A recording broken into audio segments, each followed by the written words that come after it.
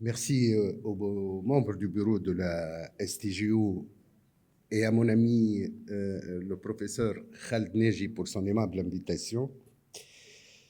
Sur le programme, on était censé discuter d'un cas clinique. Finalement, après concertation avec les organisateurs, on a opté pour une autre option, celle d'une tentative de réponse à la demande d'un couple d'interrompre la grossesse dans le respect des différentes contraintes qu'on va voir, qui sont essentiellement d'ordre légal. Par définition, l'interruption médicale de grossesse, c'est l'arrêt provoqué de la grossesse pour une raison médicale. Alors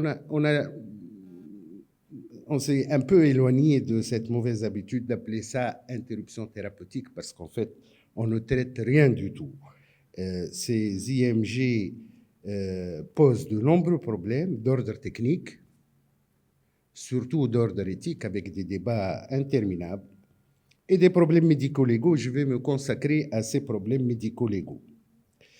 Comme vous le constatez sur cette carte, le cadre légal des interruptions médicales de grossesse est très variable d'un pays à l'autre. Et ça va de l'interdiction sans exception jusqu'à l'acceptation sur simple demande. Nous sommes en Tunisie. En Tunisie, nous avons un cadre légal qui est relativement assez permissif par rapport à nos voisins. Et ce cadre légal est dicté par l'article 214, justement, du Code pénal, dont la dernière modification remonte à 1973. Ici, la version française, vous savez qu'en cas de litige, c'est la version arabe qui prime. Alors, que dit cet article? Le principe, c'est l'interdiction de l'interruption de grossesse en Tunisie. Ça, c'est le principe. Et d'ailleurs, cet article fait partie de la section homicide intentionnel au niveau du Code pénal, des sanctions pénales assez sévères. Mais cet article 214 comporte deux ouvertures. Donc, l'interruption de grossesse est autorisée, volontaire, sous condition, ou pour raison médicale, sous condition. Alors, les conditions de l'IMG en Tunisie peuvent être résumées en 4 rubriques. D'abord, le terme, les indications, le lieu où cette IMG pourrait être pratiquée et la nécessité d'un rapport établi par le médecin traitant ou médecin devant effectuer cette interruption. Alors, en ce qui concerne le terme, la loi dit postérieurement aux 3 mois. Et vous convenez avec moi que c'est assez imprécis. La plupart comprennent qu'il n'y a pas de limite chronologique puisqu'on est au-delà de 3 mois. À 6 mois, à 7 mois, à 9 mois de grossesse, on est au-delà de 3 mois. Mais ce n'est pas l'avis de tout le monde. Notamment, ce qui nous intéresse ici, c'est l'avis de certains juristes. Certains juristes pensent que cet article concerne l'avortement. Et donc, vous vous placez obligatoirement dans la limite chronologique qui sépare l'avortement de l'accouchement. Et cela, en Tunisie, dans les textes en vigueur, est représenté par le terme de 28 semaines. La loi tunisienne distingue l'avortement de l'accouchement à partir de 28 semaines, mais vous savez que l'OMS et les progrès de la néonate ont permis d'élever donc des enfants qui sont nés avant ce terme de 28 semaines. Donc 500 grammes, c'est le poids de distinction préconisé par l'OMS.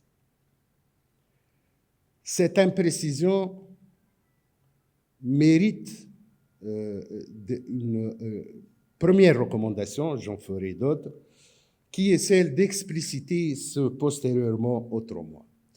Et dans cette perspective, il est logique de défendre l'absence de limite temporelle, puisque notre pratique de la médecine prénatale nous a montré que beaucoup d'atteintes vont apparaître tardivement, en dehors des cas où il y a manifestement un retard diagnostique. L'IRM, qui est un examen clé dans plusieurs situations de pathologie prénatale, ne peut pas être réalisé trop tôt, classiquement à partir de 26-28 semaines.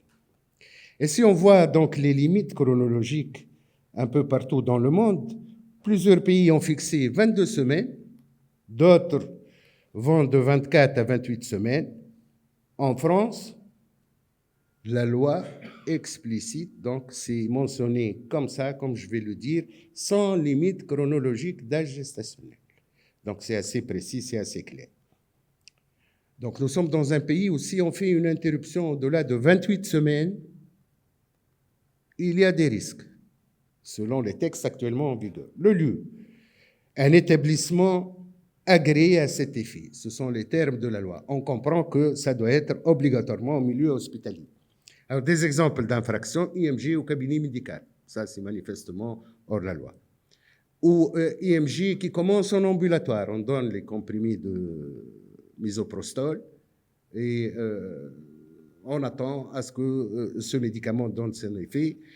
Je vous rappelle que le misoprostol, qui est largement utilisé sur le plan technique pour les interruptions, est un médicament à usage exclusivement hospitalier. Donc, l'hospitalisation est obligatoire. Hospitalisation, ça ne veut pas dire passer la nuit. Hôpital de jour, c'est une hospitalisation. Alors, je profite ici de ce point-là pour vous rappeler que la gynécologie obstétrique est l'une des spécialités les plus sinistrées sur le plan nomenclature. Et nos actes ne sont pas du tout valorisés. L'évacuation d'une grossesse au premier trimestre est cotée KC20. Beaucoup de confrères la considèrent comme un KC30, mais sur la nomenclature, c'est un KC20. Au deuxième trimestre, c'est un KC40. Et donc, une autre recommandation, c'est celle de valoriser les actes de gynécologie obstétrique, notamment cette interruption. Troisième contrainte, le rapport, contrainte légale. Rapport du médecin traitant au médecin devant effectuer la dite interruption. Qu'est-ce qu'on comprend? On comprend d'abord qu'il faut une trace écrite obligatoire qui mentionne explicitement l'indication de l'interruption. Mais on comprend aussi que l'acceptation de la demande d'IMG peut être faite par un seul médecin, puisque le texte parle de rapport du médecin traitant au médecin devant effectuer la dite interruption. Et là, il y a beaucoup de réserves parce que la décision d'IMG peut varier d'un médecin à un autre en fonction de son évaluation, du diagnostic, du pronostic, de l'incertitude. Et s'il y a une spécialité qui se prête bien à la collégialité, à la prise de décision en staff, en pluridisciplinaire, c'est bien cette médecine fœtale. Donc, il est fortement recommandé de recourir à des staffs, à des comités, et ne pas laisser le médecin tout seul décider d'accepter ou de refuser la demande d'interruption. Dernière contrainte, les indications. Là aussi, il y a des choses à dire. L'article 214 distingue les indications maternelles et les indications fœtales. Sur le plan maternel, la loi dit « lorsque la santé de la mère ou son équilibre psychique risque d'être compromis par la continuation de la grossesse ». Il faut d'abord savoir que ces indications maternelles représentent la petite part de ces IMG, moins de 10% dans la plupart des séries. C'est des pathologies organiques graves, des cancers, des toxémies sévères, des troubles psychiatriques. Mais en pratique, on assiste dans la plupart des séries à certaines IMG qui sont pratiquées pour des troubles psychiques maternels déclenchés par une anomalie fœtale mineure ou curable qui ne représente pas en elle-même une indication à l'interruption de la grossesse. Sur ce volet d'indications psychiques et psychiatriques, j'incite tous mes collègues à être très prudents. D'abord parce que, comme on a dit, le texte en version arabe est la référence. Et dans le texte arabe, il n'y a pas de trouble psychique ou psychiatrique, nafsi. Il y a le terme asabi, qu'on traduirait neurologique. Donc, il faut faire attention avec donc, ces interprétations. Et de toute façon, ne pas se contenter de l'avis d'un seul psychiatre, il faut exiger une expertise psychiatrique par un collège d'experts avant de statuer sur une demande d'IMG pour des troubles psychiques. Le gros lot, donc, c'est les indications fœtales. Et les indications fœtales, D'après le texte de loi, c'est lorsque l'enfant à naître risquerait de souffrir d'une maladie ou d'une infirmité grave. Un bon point, la certitude du diagnostic n'est pas exigée par la loi, donc risquerait. Un mauvais point, c'est assez évasif, absence de liste officielle des maladies et des infirmités graves. D'ailleurs, vous ne trouverez nulle part de liste des pathologies graves ou des infirmités graves. Mais dans cette imprécision, il y a quelque chose de bon, parce que c'est laissé à la discrétion de l'appréciation du corps médical, mais qui ne devrait pas se présenter donc tout seul pour statuer sur une indication d'IMG. Juste pour nous guider, l'OMS définit les maladies graves comme étant les affections létales et les affections qui réduisent considérablement les capacités physiques et mentales, et donc l'autonomie et l'insertion sociale. Et à titre d'exemple, la trisomie 21 est une indication qui est admise par la plupart des centres de diagnostic prénatal pour des raisons, bien sûr, d'intégration, pour des raisons sociales. Ainsi, si la lecture des différentes indications, des différentes demandes d'IMG pourrait être classée en 3 catégories. La demande d'interruption de grossesse est généralement acceptée par tous les médecins quand il s'agit de pathologies graves et incurables, ou quand il s'agit de pathologies graves et difficiles à traiter, telles que certaines malformations cardiaques complexes. Ça, ce sont les situations qui posent le moins de problèmes. Dans un deuxième groupe, on va trouver les cas de refus de la demande d'interruption. Et ça concerne généralement les anomalies curables, isolées, qui sont curables sans séquelles. Et là, on trouve les fentes labiales et les fentes palatines isolées, qui représentent donc généralement un refus d'acceptation de la demande du couple. Et il reste le gros lot des situations où la décision est très difficile. On a évoqué ce matin la génésie du corps calleux, le Klinefelter, l'X fragile, les anomalies des membres. Bref, là, la décision peut varier d'un centre à un autre. Je voudrais revenir un tout petit peu sur les cas de fente labiale et palatine isolée. On était censé présenter un cas clinique, comme je vous ai dit. Et ces fentes labiales et palatines isolées, bien sûr, on a vu que dans près de 40% des cas, il y a des anomalies associées, il y a des malformations associées. Nous parlons des cas de fentes labiales et palatines isolées. On vient de voir que dans la plupart des cas, dans la majorité des cas, ça ne représente pas une indication à l'interruption médicale de grossesse. Mais vous allez trouver ces fentes labiales et ces fentes palatines isolées dans toutes les séries d'interruptions médicales de grossesse, à des proportions qui ne sont pas importantes. Dans le registre des malformations de Paris, dans la période 2005-2007, 1,5% des IMG ont été pratiqués pour des fentes labiales et ou palatines isolées. Et vous comprenez que l'annonce de la malformation est très mal vécue par les parents. Et de ce fait, la demande parentale d'IMG est très compréhensible.